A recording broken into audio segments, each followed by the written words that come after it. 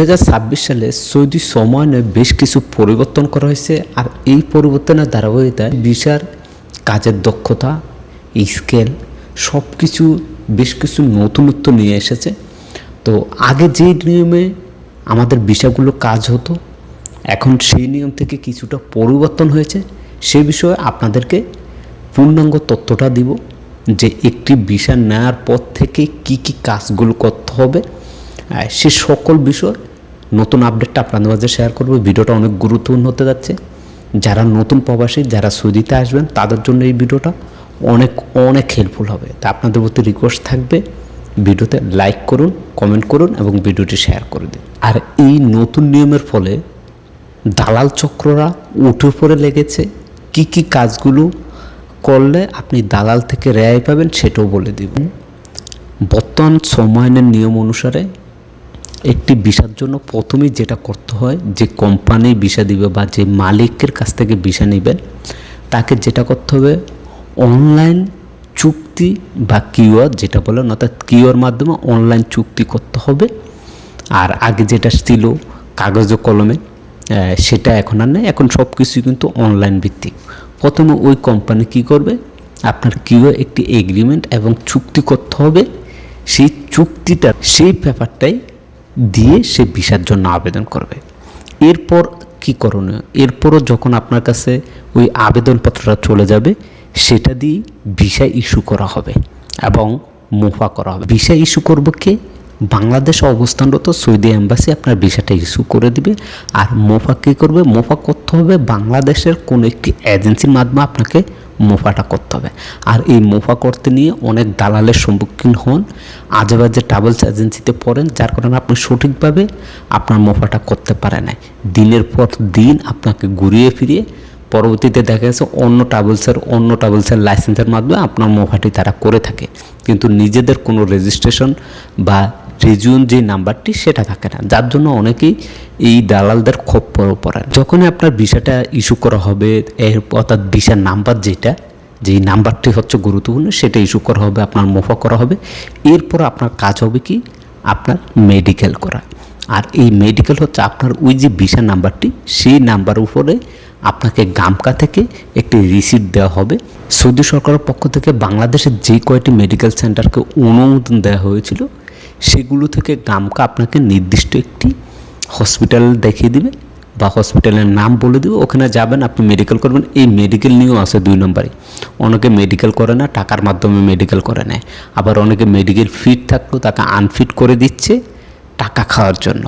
এই হসপিটালগুলোর সাথে জড়িত আছে বাংলাদেশের এমপি, মন্ত্রী, দালাল যারা আছে তারা প্রত্যেকেই। তা অবশ্যই মেডিকেল করার সময় আপনি সাবধান।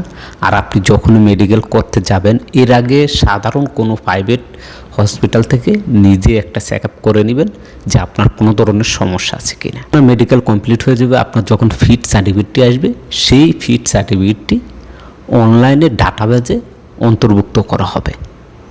তার মানে আপনি সৌদি আরবে আসার জন্য এখন পর্যন্ত মাত্র 3টি ধাপ সম্পূর্ণ হয়েছে, আরও বেশ কিছু ধাপ আছে। এর পরপরে আপনার প্রয়োজন হবে পুলিশ ক্লিয়ারেন্স। বাংলাদেশে আপনি বাংলাদেশি নাগরিক কিনা, আপনার নামে কোনো ধরনের মামলা টামলা আবিজাবি হ্যাং ত্যাং আছে কিনা, আপনার সকল বায়োডাটা, আপনার যা কিছু আছে তারা সব কিছু যাচাই বাছাই করে। কী যাচাই বাছাই করে, কোনো যাচাই বাছাই না, টাকা দিয়ে সব হয়ে যায় বাংলাদেশে। বর্তমানে টাকার খেলাই চলতেছে সব, সেটাতে তেমন নাক গলালেও চলবে। আপনার নামে যদি মামলাও থাকে, আপনি টাকা দিয়ে পুলিশ ক্লিয়ারেন্স করে নিয়ে আসতে পারবেন, সেটা সমস্যা নেই। তবে দালালের খপ্পরও পড়লে কিন্তু আপনার লাইফটাও শেষ হয়ে যেতে পারে। এরপর হচ্ছে আপনার কাজের সার্টিফিকেট। আপনি কি কাজ জানেন, সেই কাজের উপর দক্ষতা করে আপনাকে একটি সার্টিফিকেট দিবে, সেটারও ট্রেনিং আছে। তো সেইখানেও আপনার এখন বর্তমানে দালালে ভরপুর থাকবে। দালালের খপ্পরও পড়বেন না, নিজে নিজে চেষ্টা করবেন আপনি নিজের পরীক্ষাটা দিয়ে পাশ করার জন্য। কেননা আপনি ওই দেশে টাকা দিয়ে পাশ করবেন, এখানে আসার পর কী করবেন? এখানে আসার পর তো কিছুই করতে পারবেন না। আপনি যদি কাজ না জানেন, আপনি যদি ভাষা না জানেন, সেক্ষেত্রে আপনি এসে বাইরে কাজ করতে পারবেন না। কয়জন আসে কোম্পানির বা মালিকের, বেশিরভাগ আসে আমাদের বাংলাদেশিরা ফ্রি ভিসা বলে বাইরে কাজ করার জন্য, কিন্তু আসার পর না জানে ভাষা, না জানে কাজ, যার কারণে তারা কী হয়, কাজ না পেয়ে বাসায় বসে থাকে, দিন পার করে, মাস পার করে, টাকা পয়সা নাই, বাড়িতে পাঠাইতে পারে নাই, ঋণ করে আসছে, ঋণ পাঠাতে পরিশোধ করতে পারে নাই, হ্যাং ট্যাং অনেক কাহিনী আমরা দেখতে পাচ্ছি। তাই অবশ্যই আপনি যে কাজে দক্ষ সেই কাজের একবার 100% সঠিকভাবে সার্টিফিকেটটি নিয়ে তারপর আপনি আসুন, যেটা আপনার জন্য মঙ্গল হবে। সর্বশেষ হচ্ছে কি ভিসা স্ট্যাম্পিং। আর এই ভিসা স্ট্যাম্পিংয়ের কাজটি করবে বাংলাদেশে অবস্থানরত সৌদি এম্বাসি।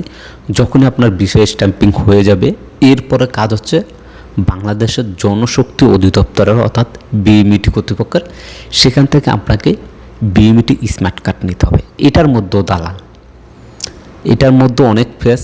বিএমইটি কার্ডের জন্য আবেদন করলে দেখা যাচ্ছে 5 মাস 6 মাস পর্যন্ত আপনাকে ঘুরানো হচ্ছে, কিন্তু আপনি টাকা দিলে একদিন আপনার বিএমইটি হয়ে যাচ্ছে। তো সেখানেও একটু নজর রাখবেন, সাবধানতা অবলম্বন করবেন। আর যখন আপনি অনলাইনে আবেদন করবেন একবার 100% সঠিকভাবে বিএমইটি কার্ডের জন্য আবেদন করবেন, সেই সাথে টাকাটাও পেমেন্ট করে দিবেন। যদি টাকা পেমেন্ট না করেন তাহলে আপনার এটা পেন্ডিংয়ে পড়ে থাকবে।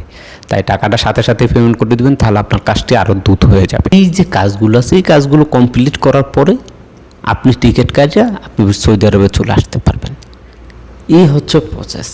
অর্থাৎ এখন অধিকাংশ কাজই হচ্ছে সব অনলাইনে। আগে যেটা হতো বেশিরভাগ হাতে কাজ হতো, সে হাতের কাজ এখন আর নাই। সৌদিতে এবং বাংলাদেশও সব কিছু এখন অনলাইনে হয়ে যাচ্ছে। তাই অবশ্যই অবশ্যই প্রতিটি ধাপ প্রতিটি কাজে দেখে শুনে বুঝে শুনে আপনি কাজটি করাবেন। কোনো দালালের খপ্পরও পড়বেন না। দালালের খপ্পর যদি পড়েন তাহলে আপনার লাইফ শেষ। এই দালালের খপ্পর পরে হাজার হাজার প্রবাসী যারা নতুন সৌদিতে আসবেন, এই খপ্পর পরে তাদের একের পর এক ডেটের কারণে ভিসার মেয়াদ শেষ হয়ে যাওয়ার কারণে হাজার হাজার প্রবাসী ভাই সৌদিতে আসতে পারে নাই। কিছু করার নেই, যেই ভিসাটার মেয়াদ শেষ হয়েছে সেটা নতুন করে আর মেয়াদ বাড়ানো যায় না। আশা করি বুঝতে পারছেন। ভিডিওটি শেয়ার করে দিবেন। যারা নতুন প্রবাসী হবে তাদের অনেক উপকার আসবে।